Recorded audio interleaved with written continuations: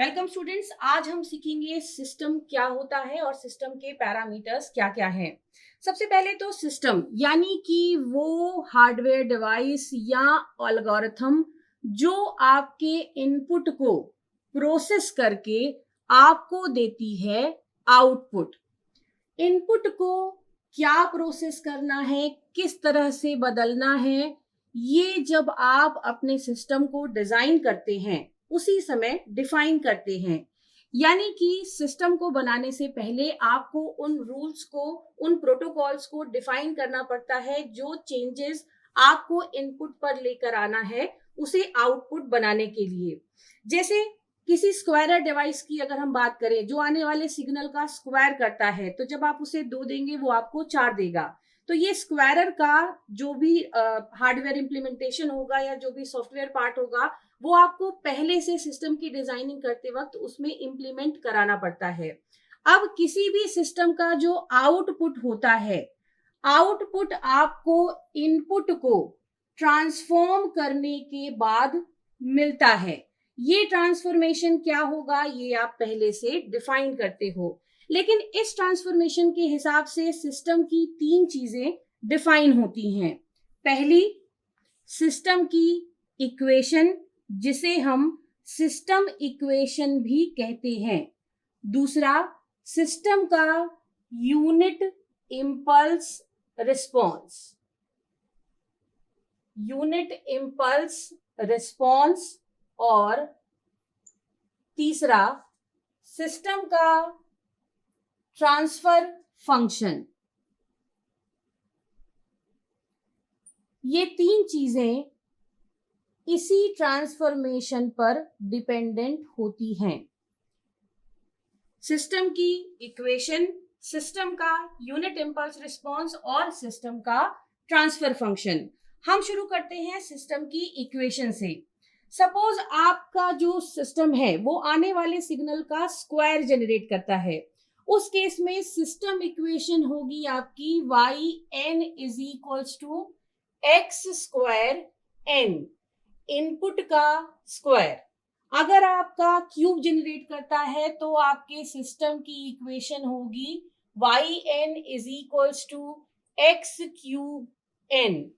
इस तरह से सिस्टम इक्वेशन जो इनपुट और आउटपुट के बीच रिलेशनशिप बताती है, या जो हमें ये बताती है कि इनपुट को क्या करेंगे हम, इनपुट को कैसे बदलेंगे हम, तो हमें हमारा आउटपुट मिलेगा।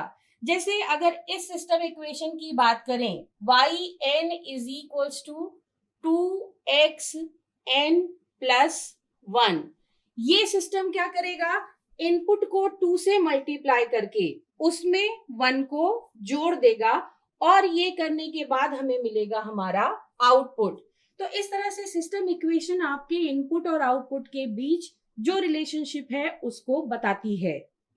दूसरी चीज है सिस्टम का unit impulse response. Unit impulse response क्या होता है, तो ये अपने नाम से ही अपने काम को, अपनी विशेषता को बताता है।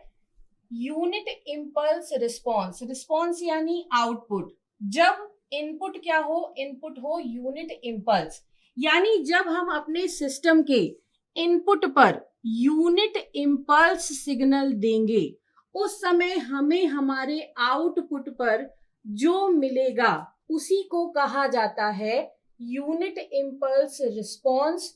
और इस यूनिट इम्पल्स रिस्पॉन्स को रिप्रेजेंट किया जाता है बाय hn और ht। अगर हम डिस्क्रीट टाइम सिग्नल की बात करें तो hn, अगर हम कंटिन्यूअस टाइम सिग्नल की बात करें तो ht।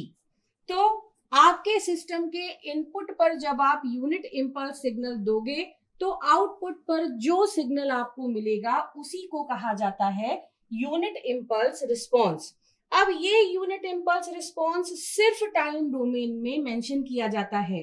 टाइम के अलावा किसी भी और डोमेन में हम यूनिट इम्पल्स रिस्पॉन्स को नहीं बताते हैं, बल्कि उसकी जगह बताते हैं ट्रांसफर फंक्शन को। ये यूनिट इम्पल्स रिस्पॉन्स आपके सिस्टम के इनपुट और आउटपुट से कैसे रिलेट होता है, आपके सिस्टम की इक्वेशन कैसे बनती है।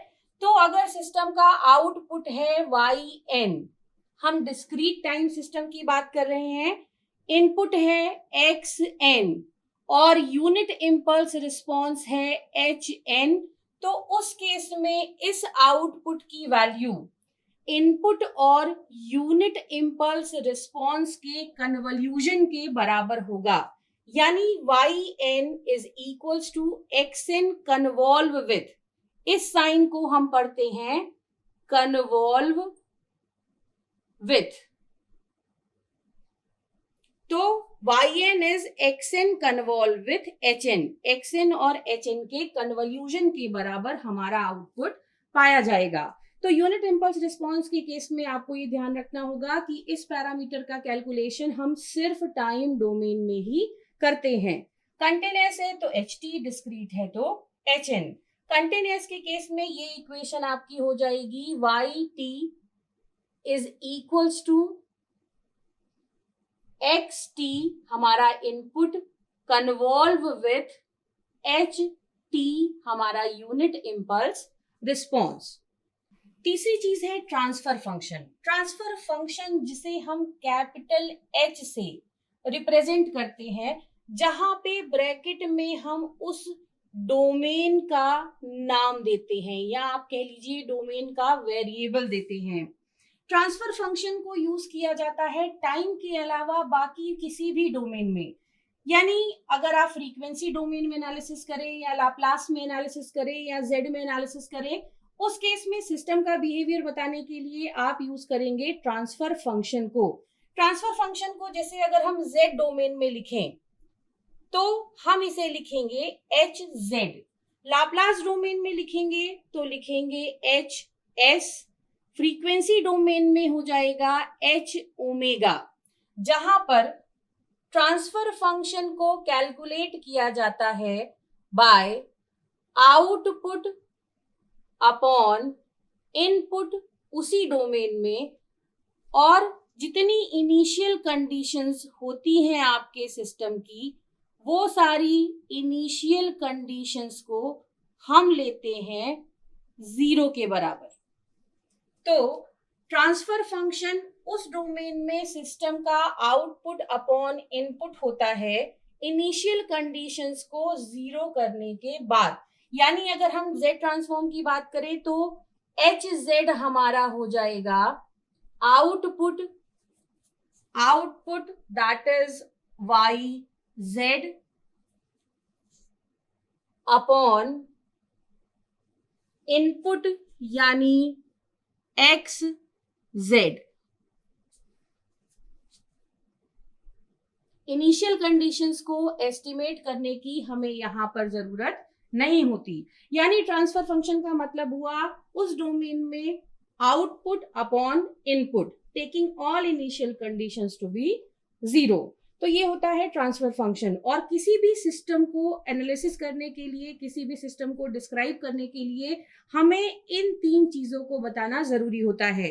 सिस्टम की इक्वेशन जो सिस्टम के आउटपुट और इनपुट के बीच का रिलेशन बताए, सिस्टम का यूनिट इम्पल्स रिस्पॉन्स जो बिहेवियर बताए टाइम डोमेन में जिसे हमने HT या HN कहा था, या ट्रांसफर फंक्शन यानी सिस्टम का output upon input taking all initial conditions to be 0. So this is all about system introduction and its parameter.